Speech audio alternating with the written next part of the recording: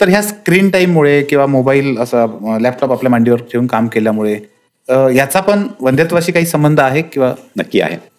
जसं लॅपटॉप मांडीवर आपण ठेवतो, तुम्हाला सगळ्यांना माहिती आहे की आजकाल सगळे सारखं ते सांगतायत की डाव्या खिशामध्ये मोबाईल ठेवू नका.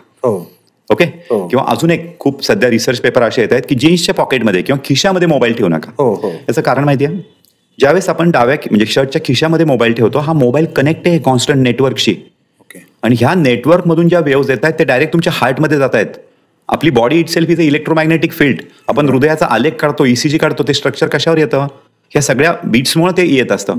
तर त्या मोबाईलचा दुष्परिणाम त्याच्यावर होतो. आणि आजकाल आता जेवढे नवीन नवीन इंटरनॅशनल कॉन्फरन्सेसमध्ये आम्ही रिसर्च पेपर वगैरे पाहतोय, त्याच्यामध्ये जी लोक फोन खिशात ठेवतात त्यांचा परिणाम डायरेक्ट वृषणांवर होतोय.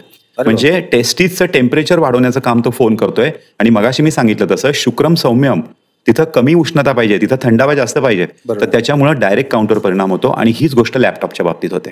लॅपटॉप मशीन चालू आहे, तिथून रेडिएशन्स येत आहेत. कुठलंही मशीन ज्यावेळेस चालतं त्यावेळेस तिथं उष्णताच निर्माण होते. ती उष्णता डायरेक्ट वृषणांवर, लिंगावरती ट्रान्समिट होते. त्या ठिकाणची रक्तगत उष्णता वाढते आणि त्याचा परिणाम लैंगिक असमर्थतेवरती, वीर्याच्या निर्मितीवरती किंवा शुक्राणूंवर होतो.